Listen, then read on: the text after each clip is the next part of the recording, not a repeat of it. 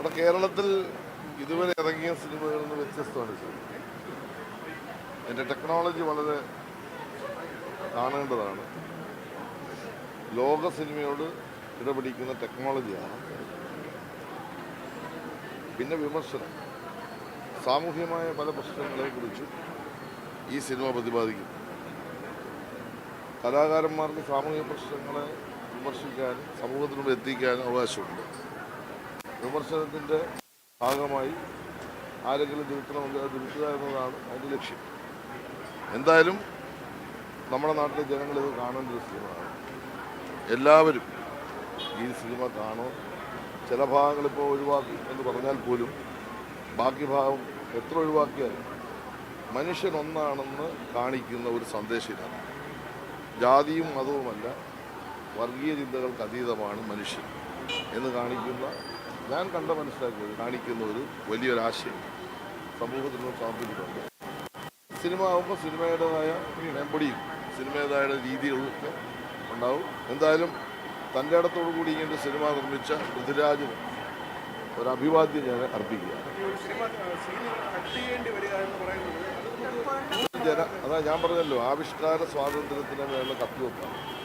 ഒരിക്കലും അതൊന്നും ചെയ്യാൻ പാടില്ല. കാരണം ഒരു സിനിമ ഒരു കലാരൂപമാണ്. അത് നമ്മുടെ സാമൂഹ്യ പ്രശ്നങ്ങൾ പലതും ഉന്നയിക്കപ്പെടും. ഇതിനു മുമ്പ് ഇതിനേക്കാൾ ശക്തമായ പ്രമേയങ്ങൾ സിനിമയിൽ വന്നിട്ടുണ്ട്. ഏത് പ്രമേയവും നമുക്ക് സിനിമയാക്കാൻ കഴിയും. അപ്പോൾ സിനിമ ആകുമ്പോൾ അത്തരം പ്രമേയങ്ങൾ വരുമ്പോൾ അതൊരു സാമൂഹ്യമായ ഒരു വീക്ഷണത്തിൽ കണ്ടാൽ മതി.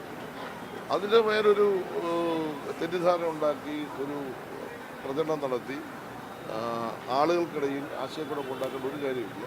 ആവിഷ്കാര സ്വാതന്ത്ര്യത്തിൻ്റെ ഭാഗമായിട്ടുള്ള ഒരു കലാരൂപം, ആ കലാരൂപത്തെ കലാരൂപമായി കണ്ട് ആസ്വദിച്ചാൽ മതി. അതായിരിക്കും ഏറ്റവും നല്ലത്. അതല്ലാതെ സമൂഹത്തിൽ ഏതെങ്കിലും, ഇപ്പം അതിനകത്ത് പറയുന്നുണ്ടല്ലോ, ഹിന്ദുസ്ഥാൻ, ഈ രാജ്യത്തോടാണ് അതിൻ്റെ പ്രമേയത്തിന് അവസാനമാകുന്നത്.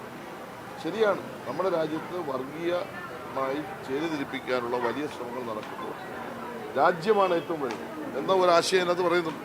ആ ആശയം എല്ലാവർക്കും പാഠമാകും. പിന്നെ രാജ്യത്തുണ്ടായ പല കലാപങ്ങളും, വർഗീയ കലാപങ്ങൾ, ആ വർഗീയ കലാപങ്ങളെ ആ സിനിമ കാണിക്കുന്നു.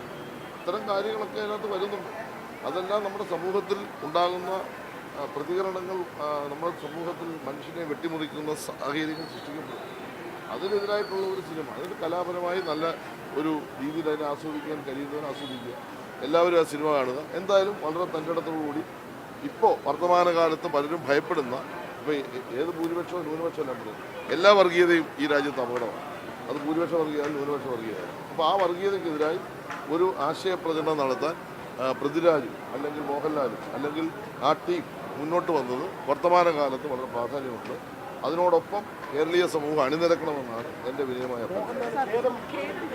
അല്ല, അത് അദ്ദേഹത്തിൻ്റെ പിന്നെ ആരാധകരായ ആളുകൾ പ്രതിഷേധിക്കുമ്പോൾ സമൂഹം പ്രതിഷേധിക്കുമ്പോൾ അദ്ദേഹം പറഞ്ഞില്ല, അദ്ദേഹത്തിൻ്റെ വാക്കുകളിൽ തന്നെയുണ്ട്, ഞാൻ ഏതെങ്കിലും മതത്തിനെതിരല്ല, ഒരു രാഷ്ട്രീയത്തിനെതിരല്ല, വ്യക്തിപരമായി എനിക്ക് ആരോട് വിരോധമില്ല.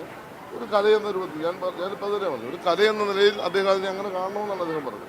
ആർക്കെങ്കിലും വേദനിച്ചിട്ടുണ്ടെങ്കിൽ അത് അദ്ദേഹത്തിൻ്റെ വ്യക്തിപരമായ ഒരു അഭിപ്രായം അദ്ദേഹം പറഞ്ഞത് മാത്രമേ ഉള്ളൂ. പക്ഷെ അദ്ദേഹത്തിൻ്റെ അഭിപ്രായം പറഞ്ഞുകൊണ്ട്, പക്ഷേ പൊതുസമൂഹം ഇത്തരം കാര്യങ്ങളോടെങ്ങാണ് പ്രതികരിക്കുന്നത്. അതായത് ഒരു സിനിമ ഇറങ്ങുന്നു, അത് കാണേണ്ടത് നാട്ടിലെ എല്ലാ വിഭാഗം ജനങ്ങളുടെ താല്പര്യം, അത് കാണുക, അത് കണ്ട് കലയെന്നതിൽ ആസ്വദിക്കുക. അതിൽ നല്ല എന്തെങ്കിലും കാര്യങ്ങളുണ്ടെങ്കിൽ ആ നല്ല ആശയങ്ങൾ എടുക്കുക. ഇതിനകത്തൊരു കാര്യം ഞാൻ പറയാം, ഇതിനകത്ത് ഈ സംഘർഷം, ഇത്രയും വലിയ സംഘർഷം വേണമെന്ന് ചോദിച്ചാൽ ചിലപ്പോൾ വ്യക്തിപരമായി എനിക്ക് എന്നോട് യോജിപ്പില്ല, അത്രയും സംഘർഷം. പക്ഷെ ആ സംഘർഷമൊക്കെ ഇതിൻ്റെ ഭാഗമായി വരുന്നതാണ്. ഒരാശയം അതിനകത്ത് പ്രകടിപ്പിക്കുന്നുണ്ട്. നമ്മളെല്ലാം ഒന്നാണ്, നമ്മൾ ഇന്ത്യക്കാരാണ്, നമ്മളെല്ലാം ഒരു അമ്മ പറ്റ മക്കളാണ്.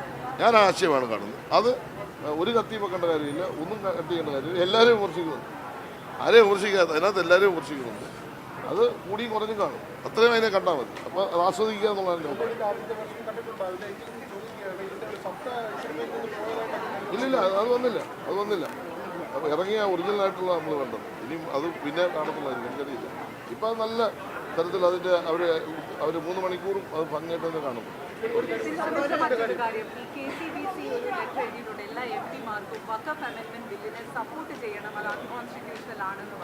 അത് ഞാൻ മറുപടി പറയേണ്ട പ്രശ്നമാണ്. അതിനൊരു മന്ത്രിയുണ്ട്, അതിനൊരു സംവിധാനമുണ്ട്, അത് അവർ പറയണം. വെറുതെ ആവശ്യമില്ലാത്ത കാര്യം എന്നെ കൊണ്ട് പറയുമ്പോൾ വിവാദം അല്ലല്ല. ഞാൻ പറഞ്ഞ ഈ അടിപിടി ഒത്തിരി കാണുമ്പോൾ നമുക്കൊരു അത് ഇച്ചിരി അടി കൂടിയിട്ടുണ്ടായിരുന്നു. ഇച്ചിരി കൂടുതലാന്ന് എനിക്ക് തോന്നുന്നു. ചിലർക്കത് ഇഷ്ടമാണ്.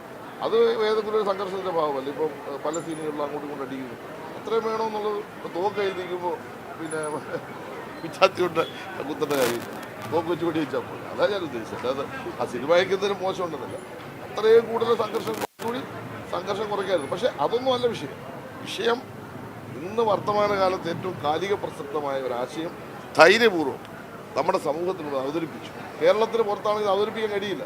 അതിന് ധൈര്യമുള്ള ആരും വരുകയില്ല. ഇന്ന് കേരളത്തിൽ അതിന് മുൻകൈ എടുത്ത അവരെ അഭിവാദ്യം ചെയ്തേ പറ്റും. അതുകൊണ്ട് അവർക്ക് എല്ലാ അഭിവാദ്യങ്ങളും ഞാൻ നേരുകയാണ്. കേരളത്തിലെ എല്ലാ ആളുകളും ഈ സിനിമ കാണണം. അത് കലയായിട്ട് കണ്ട് ആസ്വദിക്കും.